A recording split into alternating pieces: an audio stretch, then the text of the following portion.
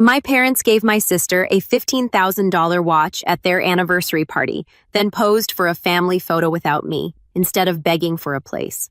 I walked away and finally chose a family that actually chose me. I gripped the steering wheel tighter as the iron gates of my parents' estate swing open. The drive up to their Connecticut mansion always feels like entering another world, one where I perpetually stand on the outside looking in. The autumn leaves crunch under my tires, a symphony of gold and crimson that clashes with the hollow feeling in my chest. My charcoal pencil skirt and burgundy blouse are tasteful, but understated, a deliberate choice for their 35th anniversary celebration. I know from experience that my mother prefers me to blend into the background rather than stand out. Before I can even collect my purse from the passenger seat, Eliza's silver Mercedes pulls up behind me. I watch in the rearview mirror as she emerges in a shimmering gold dress that catches the late afternoon sun. Perfect timing as always. The front door swings open. My father stands tall in his tailored suit, my mother radiant beside him in pale blue silk. Their faces light up as Eliza floats toward them. "There's our princess," Mom calls out, arms outstretched. Dad wraps Eliza in a bear hug, lifting her slightly off her. The guest of honor arrives. I step out of my car, smoothing my skirt.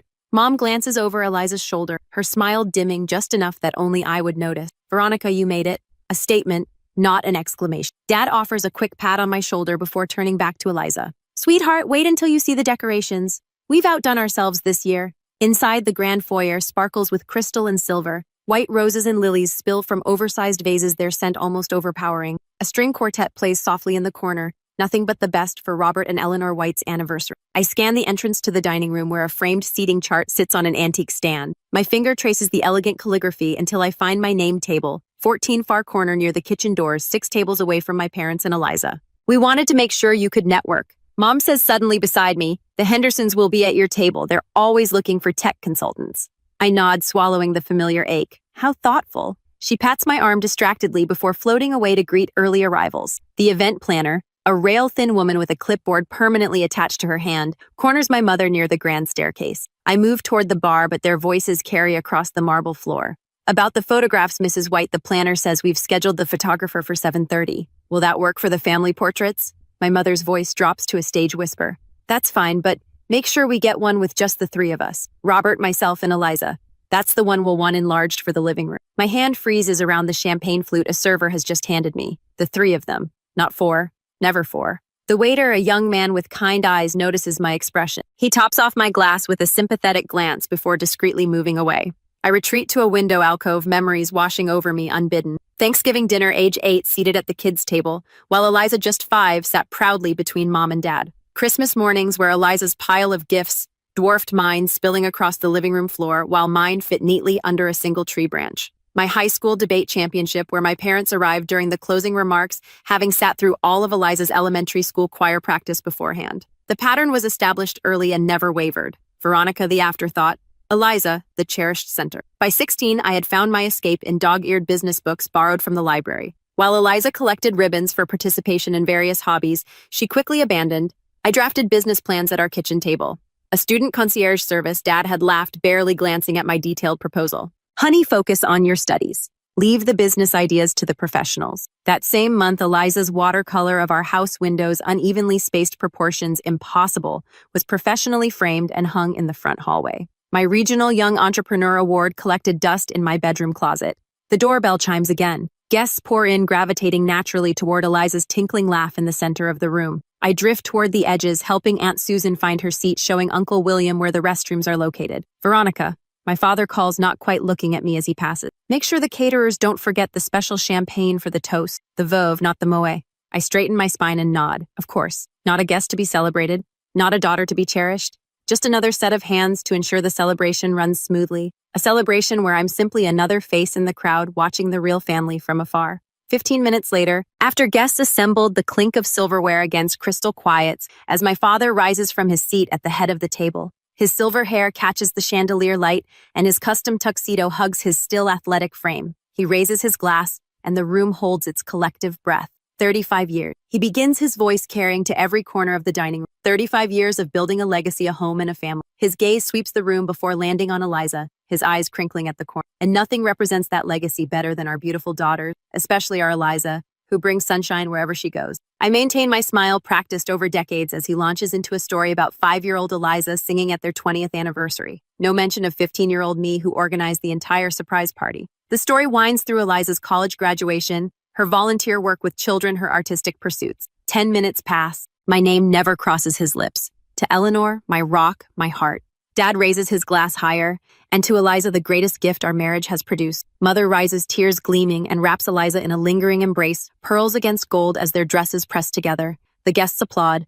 I join them, my hands meeting in silent rhythm while I stand alone. Across the room, Cousin Thomas catches my eye. He offers a slight shake of his head, barely perceptible before looking away. Aunt Barbara suddenly becomes engrossed in her napkin. Uncle Philip examines his watch with unusual intensity. They know. They've always known. I exhale slowly, my lungs releasing air in carefully measured amounts. My face remains composed. CEO face, James calls it, the one that reveals nothing during negotiations when millions hang in the balance. Tonight it masks something far more valuable than money. And now Dad announces a special presentation. Mother produces a red leather box from beneath the table. The distinctive Cartier packaging gleams under the lights. The room stills. Even the waitstaff pauses. For the true fruit of our 35 years together, Father proclaims, his voice thick with emotion. He places the box in Eliza's manicured hands, something as precious and timeless as you are to us. Eliza's fingers tremble as she lifts the lid. Nestled against white satin lies a watch encrusted with diamonds that catch fire in the light. The guests gasp in unison. The Santos de Cartier, my father announces, proudly custom designed with Eleanor's birthstone at the 12. Someone whispers the price, $15,000, and a murmur ripples through the crowd. Eliza squeals, launching herself into our parents' arms. They form a perfect tableau of family devotion while I stand sentry at my assigned table near the kitchen doors. No acknowledgement of the daughter who shares their name, but apparently not their hearts. No second box waits beneath the table. No surprise for the firstborn. When the applause fades, I slip toward the bar. Aunt Margaret intercepts me, her arthritic fingers closing around my wrist. Join me for some air, dear. It's not really a question. On the terrace, autumn air clears the scent of lilies from my lungs. Margaret settles her substantial frame onto a stone bench. Did you know, she begins without preamble, that this is the third luxury gift they've given her this year. First, the spa weekend in February, then the summer in France. My eyebrows rise. Summer in France. She told everyone she won that trip. Margaret snorts. Robert paid for everything, just like he's been paying the rent on her independent apartment these past 3 years. Cold certainty settles in my stomach. The puzzle pieces shift, revealing a clearer picture. That explains why my Series C funding announcement disappeared from the family newsletter. I murmur, the same month, Eliza started selling homemade soaps at the farmer's market. Your mother called it a hobby update.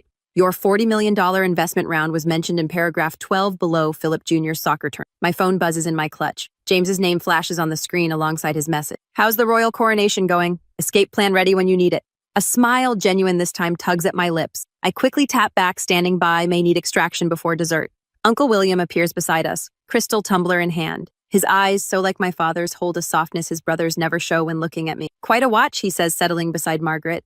Almost as impressive as that tech prize you won last month. Shame they didn't mention it in the toast. Innovation Leadership Award, I correct gently. And it's fine. William leans closer, bourbon warming his words. You know your success makes them uncomfortable, dear. Always has. The waiter from earlier appears, champagne bottle at the ready. He tops off my glass with a subtle nod, moving on before anyone notices his special attention. A small kindness in a sea of orchestrated slights. Sarah, my childhood friend, catches my eye from across the terrace and makes her way over. She's aged well, her familiar face a welcome sight among the polished strangers my parents call friends. I saw the whole thing, she whispers, squeezing my hand. Want to sneak out the back like junior prom? Before I can answer, my phone rings, my assistant's special tone. Veronica White.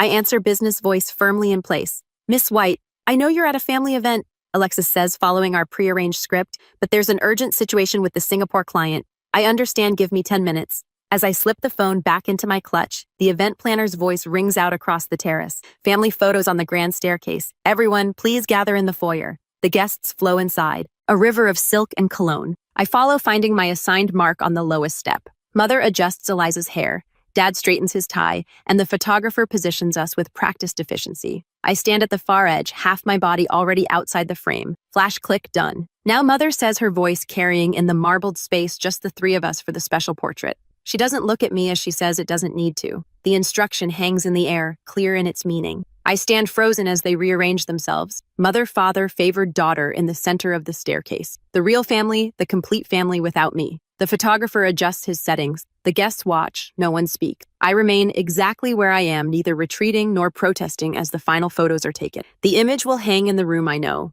a permanent record of where I stand in the white family hierarchy nowhere at all. I slip away from the party when Mom and Dad pull Eliza to the center of the room for a champagne toast. I immediately withdraw to the father's home office, log into my email, and call my assistant back to solve the work issue. After 15 minutes of checking every chart, every slide, every explanation, we send the new proposal to the clients, and I want to take a small rest. My footsteps echo through the hallway as I climb the familiar staircase to my childhood bedroom. Just a moment of peace, that's all I need. When I push open the door, the air catches in my throat. This isn't my room anymore. Eliza's pageant crowns glitter on what used to be my bookshelf. Her college sorority composites hang where my honor roll certificates once lived. The walls, formerly a soft green, now shine in Eliza's favorite lavender. They didn't even wait for me to take all of my things before they reorganized the room completely. I whisper to the empty space. My fingers trace the outline of what used to be my desk, now a vanity scattered with Eliza's makeup. The shelves overflow with trophies from activities she abandoned after a month. Her childhood teddy bears occupy the window seat where I spent countless hours reading. I open the closet, the last place anything of mine might remain. A cardboard box sits in the corner labeled Veronica Miss. Inside, my college diplomas rest beneath my Young Entrepreneur Award. My summa cum laude tassel is tangled around my business school graduation photo. Everything that marks my accomplishments, everything that defines my journey, stuffed away like holiday decoration. A crystal clarity washes over me. Nothing will ever change. I will always be the box in the corner, the afterthought, the chair by the kitchen door. I sit on the edge of the bed, now covered in a lavender duvet. My hand brushes something hard beneath the pillow. Curious, I pull out an old book, my grandmother's copy of Jane Eyre. My name is written inside the cover in her elegant handwriting. To my Veronica, a girl who will forge her own path. With love, Grandma Margaret. I remember how Grandma would pull me aside at family gatherings, her eyes twinkling as she slipped me books while Eliza opened mountains of gifts. Books build inner worlds, she would whisper, where nobody can tell you who to be. As I turn the pages, an envelope slips out, yellowed with age, but sealed with wax bearing my grandmother's initial. My name is written across the front. The laughter from the party drifts upstairs as I break the seal. The letter inside is dated 3 weeks before Grandma died nearly 5 years ago. My dearest Veronica, if you're reading this, you've finally sought refuge in the pages of Jane Eyre. I knew this day would come when the weight of invisibility became too much to bear. I recognized the pattern all too well. Your grandfather's family treated me just as yours treats you, as though I were a supporting character in someone else's story. But know this, my darling, you are the protagonist of your own life. I have made arrangements with Mr. Abernathy at the bank. There is an account in your name only containing both funds and my personal journals. The code to access it is the date we visited the Metropolitan Museum, just the two of us. This is not about money, though that will help.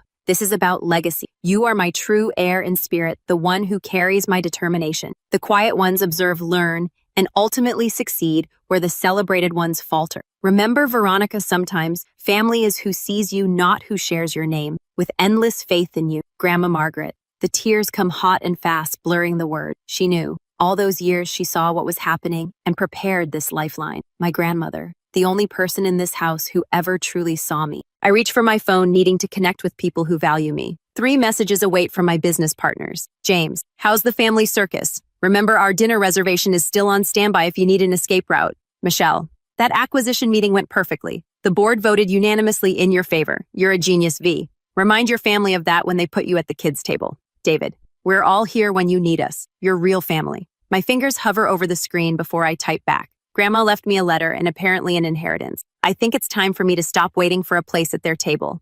Their responses come immediately. James, about time. We've been saving you a chair at the head of ours for years. Michelle, whatever you decide, we're with you. David, your grandmother sounds like the only smart white besides you. I think back to how they rallied around me when we started the company, how they defended me when clients assumed James was the CEO, how they celebrated every milestone with genuine joy for my success, how different from the hollow congratulations from my parents, always followed by "But Eliza." My jaw tightened. I slide the letter into my purse and walk to the wall where a family photo from my high school graduation hangs. I'm on the edge as always. I remove it from the frame, carefully cut myself free from the border, and place the small photo in my wallet.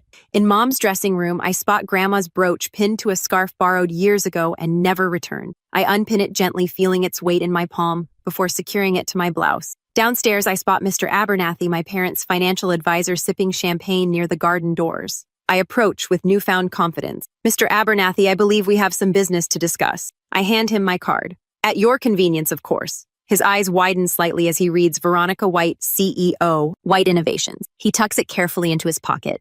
I've been following your company's growth. Impressive work. Your grandmother would be proud. Yes, I say softly. I believe she would. The party swirls around me as I walk through the crowd head higher than it's been all evening. No one notices as I hand my ticket to the valet. No one sees as my car pulls away from the house. In the rearview mirror, the lights of the party grow smaller. Tears stream down my face, but my breathing steadies. My phone buzzes with a text from Eliza. Where are you? They're about to cut the cake. I don't reply. Instead, I touch Grandma's brooch, feeling its contours beneath my fingers. The road ahead is clear and open. For the first time in 32 years, I'm not driving toward my parents' approval, but away from their dismissal. The empty chair I leave behind can stay empty. I have a different seat waiting for me at a different table with people who make room in their hearts. The crisp autumn air fills my lungs as I step out of my car at La Fontaine. The restaurant's warm golden glow spills onto the sidewalk, a beacon after the cold shadow of my parents' estate. My hands have finally stopped trembling on the steering wheel. 40 minutes of driving with tears blurring the road had been dangerous but necessary. Some distances can't be measured in miles. Through the windows, I spot them already gathered at our usual corner table.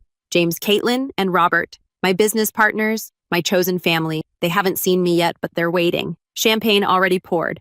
The mater spots me before I can reach the door. Miss White, we've been expecting you. His genuine smile creates crinkles around his eyes. Your friends are waiting. Shall I take your coat? Inside the restaurant hums with quiet conversation and the gentle clink of silverware on fine china. The scents of garlic butter and fresh herbs replace the cloying perfume of my mother's white roses. James looks up first, his face brightening. There she is. I slide into my waiting chair, the one that's always reserved for me, not 6 tables away from the people I care about. You actually escaped, Caitlin says, reaching for my hand. We were betting on whether you'd make it before dessert. James lifts his champagne flute. To the woman who built something real, he says, while others were planning parties, you were planning the future. The words unlock something in my chest. My smile, the first authentic one of the evening, feels foreign on my face, like a muscle long unused. My phone buzzes in my purse, then again, and again. Let me guess, Robert says, eyebrows raised. The search party has been deployed. I pull out my phone. 3 texts from Eliza, each more frantic than the last. Where did you go? Mom is furious. Are you seriously ditching the anniversary? The screen changes to an incoming call. My mother. I decline it, but her voicemail follows seconds later. Veronica, I can't believe you would cause a scene by leaving early. People are asking questions. Call me immediately. My father's message arrives next, his voice tight with controlled anger. You've missed Senator Harris and the Douglases. They were specifically asking about tech consultants. Call your mother. I set the phone face down on the table. Not one of them asked if I was okay. Of course not. James says, refilling my glass. That would require seeing you as a person rather than an extension of themselves. Another message from my mother. Emergency meeting tomorrow at 2. You cannot escape this time. The restaurant door opens. A rush of cool air accompanies 2 figures I recognize immediately. Alicia from marketing and Devin from our development team. Did we miss it? Devin asks, breathless, waving his phone. The news just broke. My stomach tightened. Already it wasn't supposed to hit until morning. James shrugs. Someone leaked. These things happen. Every phone at our table lights up simultaneously. Then nearby tables too. The notification catches like wildfire across the restaurant. Breaking. White Innovations acquired by Stellar Tech for estimated $75 million. The calls begin almost immediately. Industry contacts, former clients, college professors who remember my early ambition, each one expressing genuine excitement for my success. The restaurant owner appears with a bottle of their finest reserve. On the house, he says, my daughter used your productivity software to finish law school. Congratulations on your success. 2 more colleagues arrive, then 3 more. Our corner of the restaurant transforms into an impromptu celebration. We have something for you, Caitlin says during a lull. She places a small, carefully wrapped package in my hands. Inside the tissue paper lies a framed photograph I've never seen before. My grandmother at my age, sitting at her desk in the small accounting practice she built during a time when women were expected to stay home. Her eyes hold the same determined glint I see in the mirror. Where did you find? I whisper, running my finger along the silver frame. Your Aunt Margaret. She thought you should have it tonight of all nights. Later, as I came back to my apartment, I opened my laptop. The email to my family formed slowly, deliberately. No mention of the acquisition, no details they can use to make my success about them. Just clear boundaries about my participation in future family events. I left early because I needed to be where I was welcome. I wish you both a happy anniversary, but I will no longer attend events where I'm treated as an afterthought rather than a daughter. Gota. My finger hovers over the send button. Not yet. Tonight belongs to those who see my worth without needing headlines to prove it. I close the laptop. For the first time in years, the weight of expectation lifts from my shoulders. Around me, faces shine with genuine affection. No hidden agendas, no conditional love. Tomorrow will bring complications. Tonight, I'm exactly where I belong. The next day for the meeting, I choose the Meridian for our meeting deliberately, a sleek restaurant on the 40th floor of Hartford's newest skyscraper. Floor-to-ceiling windows frame the Connecticut River like artwork, a power spot. My territory, not theirs. Melissa, my executive assistant, arrives with me precisely 5 minutes before 2. Remember, she whispers, arranging files on the table. I'll signal when 30 minutes have passed. I nod, smoothing the burgundy silk blouse I selected today. Armor not appeasing attire. My parents arrive 7 minutes late. Mother's pearl necklace gleams against her cashmere sweater. Father's custom suit probably costs more than most people's monthly mortgage. They hesitate at the sight of Melissa, clearly thrown by her presence. I wasn't aware this was a business meeting. Father says, glancing pointedly at Melissa's portfolio, just some documents I might need. My voice remains neutral. Melissa, thank you for bringing these. Before they can object further, the hostess leads Eliza toward our table. My stomach tightens. Of course they brought reinforcements. Traffic was awful, Eliza says, sliding into the chair beside Mother. Her eyes dart nervously between us. The golden child sent as emotional bait. Mother dabs at her eyes before we've even ordered water. Do you have any idea how embarrassing it was? People asked where you'd gone. Family members noticed your empty seat, Father adds, leaning forward. The Hendersons specifically asked about you. The Hendersons, always the business connection. Never concerned for me. I left after being excluded from the family photograph, I state simply. The one Mother specifically requested with.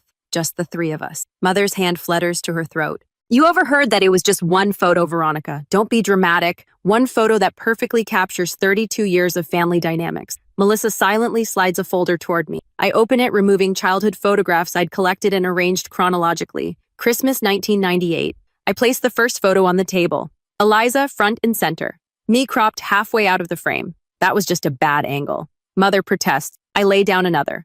My high school graduation. You both looking at Eliza while I hold my diploma. This is ridiculous, Father huffs. We attended, didn't we? The waiter approaches. Father orders expensive scotch. Mother requests sparkling water. Eliza mimics her choice. Just coffee, black. I tell the waiter, who nods and withdraws. Eliza leans forward, voice rehearsed. I felt attacked when you left, Veronica. Like you were punishing me for being loved. The calculated guilt trips don't work anymore. I simply wait. We told the family you had work stress. Mother finally admits that you've been under pressure. People understand burnout. How convenient. I sip water, letting the silence stretch uncomfortably. You've rewritten my absence into something that requires neither explanation nor accountability from you. Father's face darkened. You have obligations to this family. Your grandmother would be ashamed of your behavior. My laugh surprises even me. Grandmother left me a letter, and funds specifically designated for me alone. I remove the letter from my folder. She recognized the pattern when she was still alive. Mother pales. What letter? What funds? The ones you never told me about. The inheritance I discovered after her death. Father slams his hand on the table, making the glassware jump. You and your business, playing entrepreneur instead of joining a respectable firm. You think I don't see what this is about? Attention seeking, just like when you were little. Robert, Mother hisses, glancing around. People are starting to notice. Success has changed you, Mother says, leaning forward. You used to understand family comes first. Eliza's mascara smudges as tears form. You always needed to make everything about you. Even my moments have to become about your feeling. Their tactics might have wounded me once. Now I see them clearly for what they are: manipulation, not love. You're right about one thing, I say calmly. Success has changed me. It's shown me I deserve a seat at tables where I'm valued, not merely tolerated. I see. I place my business card in the center of the glass table. The embossed letters gleam. Veronica White, CEO, White Innovation. My company closed a $75 million acquisition last week. The news broke yesterday evening during your celebration dinner. Their stunned expressions would be comical if they weren't so sad. If you wish to have a relationship moving forward, it will be on new terms. Equal respect. No more exclusion. No more Veronica in the corner while Eliza takes center stage. Father recovers first. Now listen here. No, I interrupt, standing. You've had 32 years to speak. I've had my say today. I gather my things while they sit frozen. Melissa follows my lead. I'd like a relationship with all of you. I say, voice softening slightly, but I no longer need one. There's a difference. Mother's hand trembles around her water glass. Father's jaw clenches. Eliza looks utterly lost, perhaps seeing for the first time how the family system worked and how it's now breaking. Congratulations again on your anniversary, I say, straightening my shoulders. I truly wish you happiness. I walk away without looking back, each step lighter than the last. Their silence follows me to the elevator, but for once it doesn't define me. The doors slide closed on their stunned faces, and I exhale 32 years of waiting to matter. My reflection in the polished elevator doors shows something unfamiliar on my face. Peace. I stand in my penthouse kitchen, watching the spring sunset paint Hartford's skyline gold. 6 months since I walked away from my parents' anniversary dinner. 6 months of rebuilding on my terms. The antique mahogany table gleams in my dining room set with grandmother's Wedgwood china delicate blue flowers against creamy porcelain. I trace my finger along the edge where generations of white women once gathered. The same table where I was relegated to the far end, if invited at all.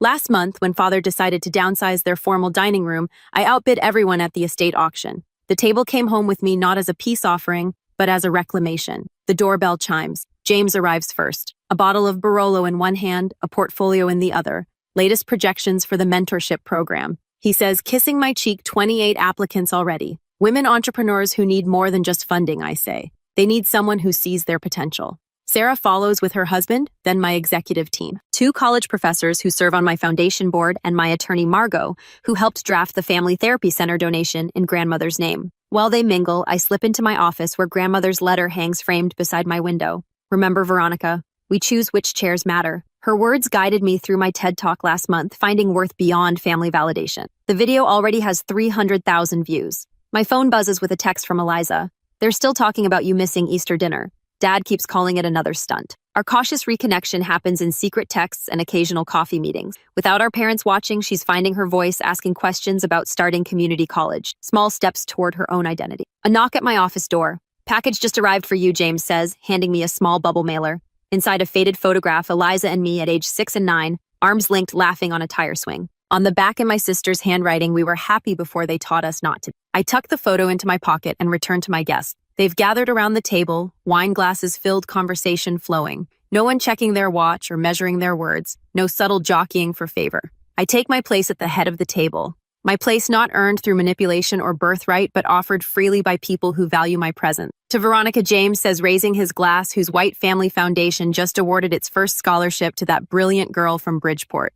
To Second Chances adds Sarah. I stand feeling the weight of grandmother's brooch pinned above my heart. To chairs that matter, I say, and the people who fill them. Later, as my guests depart, I linger at the empty table. Tomorrow, I'll host again, place cards already written in my hand for each person who chose me not out of obligation, but genuine connection. At the far end stands one empty chair. Not a place of exile, but a reminder of what I left behind and what I've found instead. I run my fingers across the polished wood of grandmother's table. Now mine, now filled with laughter instead of judgment, with genuine interest instead of performance. The chair that matters most is the one where you're truly seen. And finally, I am.